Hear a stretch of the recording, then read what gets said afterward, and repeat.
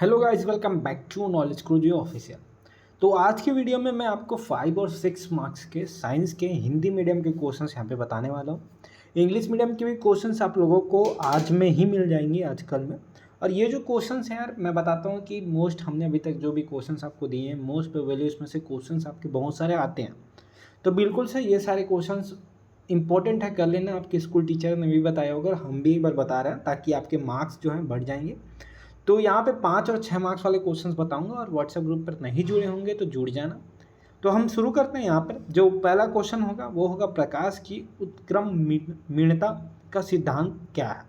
तो देखो यहाँ पे होता है a mu g is equal to 1/। उसके बाद देखो यहाँ पर, तो इस प्रकार की चीज़ें हैं। इसके आंसर इस प्रकार है कि कोई प्रकाश की किरण जिस मार्ग पर जाती है, स्थिति उलट देने पर उसके मार्ग पर वापस लौट आती है। ठीक है, तो यहाँ पे आपको ये बनाना होगा, ये चित्र होगा जिस पर प्रकाश की उत्क्रमणीयता जहाँ सिद्धांत कहते हैं जिस चित्र को। उसके बाद इस पर अथवा में भी दिया होगा, जहाँ पे आपको पूछा होगा कि समतल, अवतल और उत्तल दर्पणों की पहचान स्पर्श करके व प्रतिबंध देकर किस प्रकार कर सकते हैं। तो देखो यहाँ पर एकदम सिंपल सा आंसर है। स्पर्श पर आप समतल दर्पण को छूने पर समतल, ठीक है, अवतल दर्पण को छूने पर दबा हुआ तल, उत्तल को छूने पर उभरा हुआ तल। एकदम सिंपल सी है, ठीक है। तो यहाँ पर अब आगे चलते हैं। प्रतिबिंब और समतल दर्पण है सीधा आभासी व बराबर, अवतल दर्पण है बड़ा वास्तविक व उल्टा, उत्तल दर्पण है सीधा छोटा व आभासी, ठीक है। और यहाँ पर है 16वां, जो कि विद्युत जनित्र का वर्णन निम्नांकित शीर्षों के अंतर्गत कीजिए। उसके बाद सिद्धांत है कि वह युक्ति जो यांत्रिक ऊर्जा को विद्युत ऊर्जा में परिवर्तित करती है, एसी डायनोमो का जनित्र कहलाती है। तो सिद्धांत है, आप यहाँ पे देख पा रहे हो। उसके बाद अगर हम चले नीचे तो नामांकित आरेख है। तो इस प्रकार की ये जो विद्युत जनित्र है, इसको आप देख सकते हो। इस प्रकार नॉर्थ और साउथ है मैग्नेट, और यहाँ पर आप लोगों को देख रहे होंगे कि वलय और दिक् परिवर्तक है, ठीक है। उसके बाद यहाँ पे कार्य विधि लिखी हुई है, जैसे कि आप यहाँ पे देख रहे हो कि इसके कार्य कैसे होते हैं। इसको आप अपनी भाषा में भी लिख सकते हो, ठीक है। तो अब आगे चलते हैं, और होप करता हूँ कि आप लोगों को समझ आ रही होगी सारी चीज़ें। और यहाँ पर है फिर निम्नलिखित प्रश्नों के उत्तर देना है। घरेलू विद्युत परिपथों में श्रेणी क्रम संयोजक का उपयोग क्यों नहीं किया जाता है। विद्युत लैंपों के तनुकाओं के निर्माण में प्रायः एकमात्र टंगस्टन का भी उपयोग किया जाता है, ठीक है। उसके बाद इसके आंसर इस प्रकार हो जाएंगे।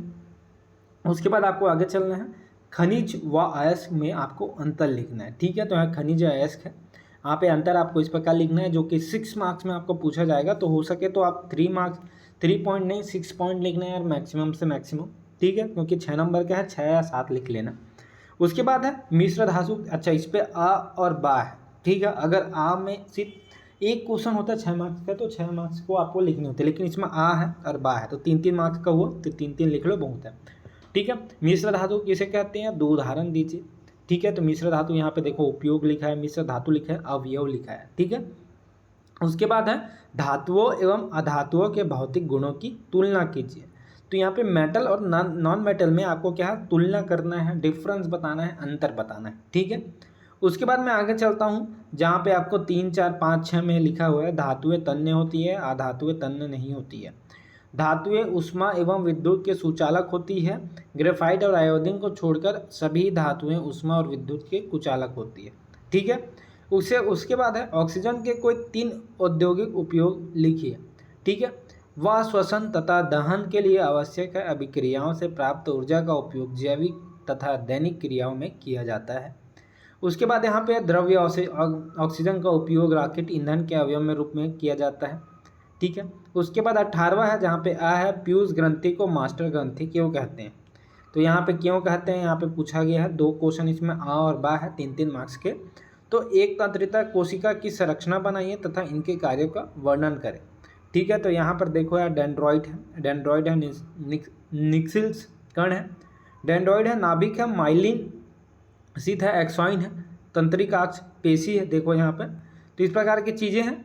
उसके बाद हम आगे चलते हैं यहाँ पे। तो यहाँ पे आपको देखने को मिलेगा कि स्वपोषी और विषमपोषी को उदाहरण से समझाइए। स्वपोषी और विषमपोषी क्या होता है।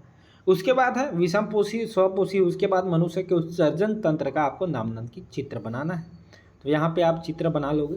ठीक है। उसके बाद हम आगे चलते हैं जहाँ पे आपको पीवीसी की संगीन संरचना क्या होगी, इसका कोई 4 उपयोग लिखना है। पीवीसी का पूरा नाम क्या होता है ये आपको लिखना है कि विनाइल क्लोराइड को उत्प्रेरण की उपस्थिति में गर्म किया जाता है या भी ऊष्मा और रसायन के प्रति निष्क्रिसित होता है। ठीक है। उसके बाद है प्लेसेंटो किसे कहते हैं, इनके कार्य लिखिए। तो यहाँ पर आप देख सकते हो अनिश्चित क्रियाओं तथा प्रतिवर्ती क्रियाएं क्या है, ये एक दूसरे के किस प्रकार भिन्न है। उसके बाद है अनुकूलन व जीवाश्म क्या है, यहाँ पर देखना। उसके बाद एक ही जाति एक ही जनन में समानता विभिन्नता क्यों पाई जाती है, यहाँ पर आपको इसके आंसर लिखने। ठीक है। उसके बाद आगे चलते हैं जहाँ पे आपको बा में पूछा गया आवर्तक की घटना के दैनिक जीवन में कोई 2 उदाहरण लिखिए। उसके बाद आप पूर्ण आंतरिक परावर्तन क्या है, इसके लिए क्या आवश्यक है। ठीक है। तो यहाँ पर सारी चीज़ें आप लोगों को ऑलमोस्ट मैंने बता रही हैं, तो आप ध्यान देखें। हीरे का अपवर्तक इतना है, तो इस कथन का क्या अभिप्राय है।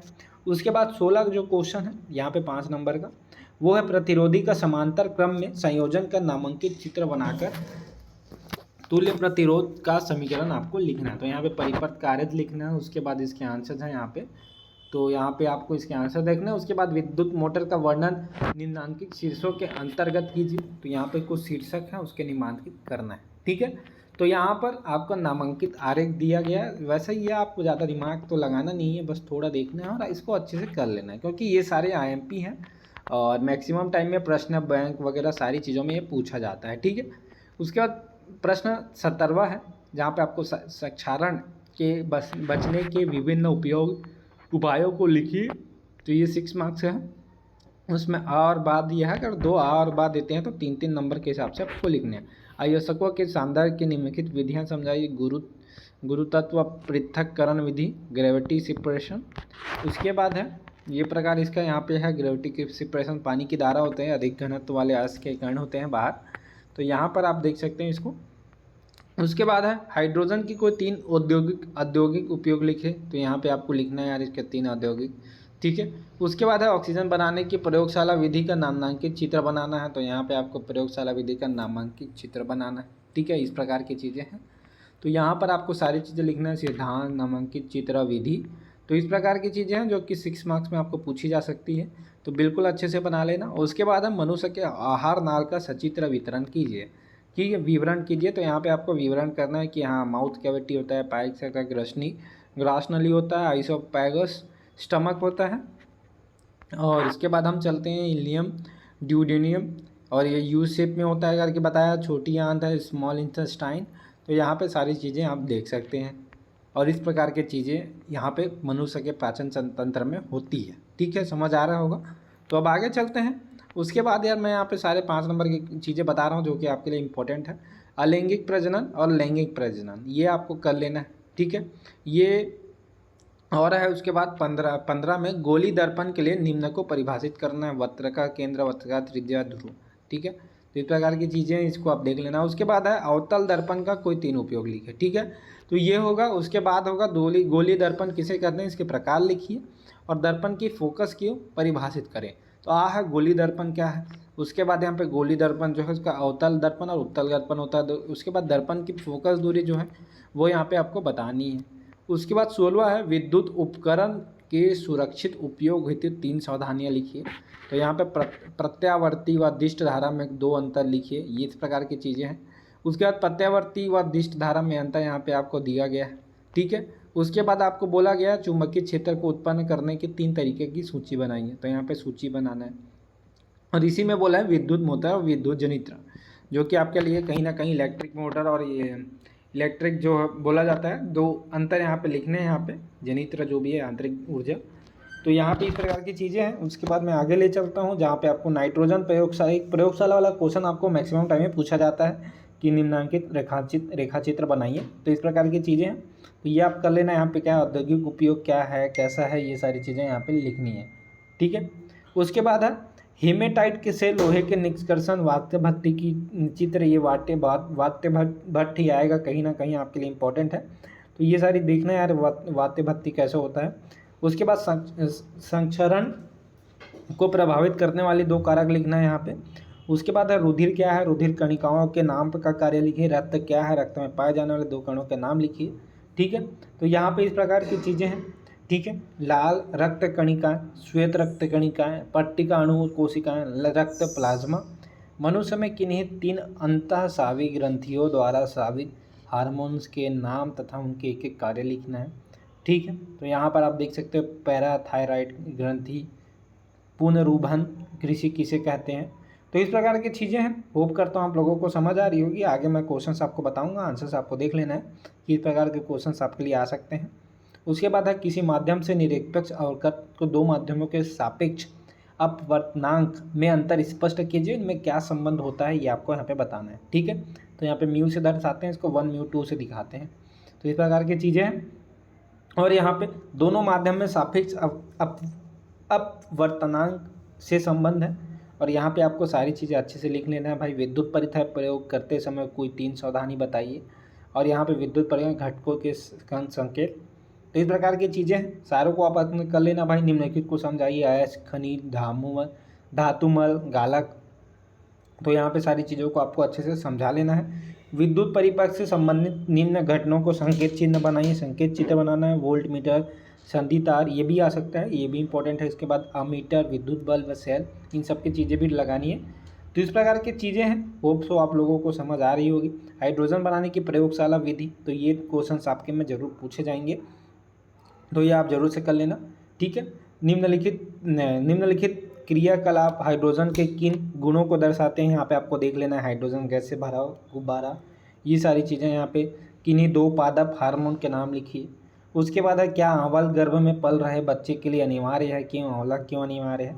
मनुष्य के मादा जनन तंत्र का चित्र सहित बनाइए, ये आपको बना देना है, ये इंपॉर्टेंट है। ठीक है, तो इस प्रकार की सारी चीज़ें हैं। 5 और 6 नंबर की मैंने यहाँ पे प्लेसेंटा किसे कहते हैं, इसके कार्य यहाँ पे है। जैव परत किसे हैं। तो ये सारे बहुत ही इंपॉर्टेंट है, बहुत ही ज़्यादा। यहीं से आपके 5-6 नंबर के क्वेश्चन संभवतः पूछनी है। ठीक है, मतलब बहुत ज़्यादा चांसेस है यहाँ से क्वेश्चन आने के लिए। तो आप जरूर से इसे पढ़ लेना। तो वीडियो में सिर्फ इतना ही। चलिए मैं चलता हूँ।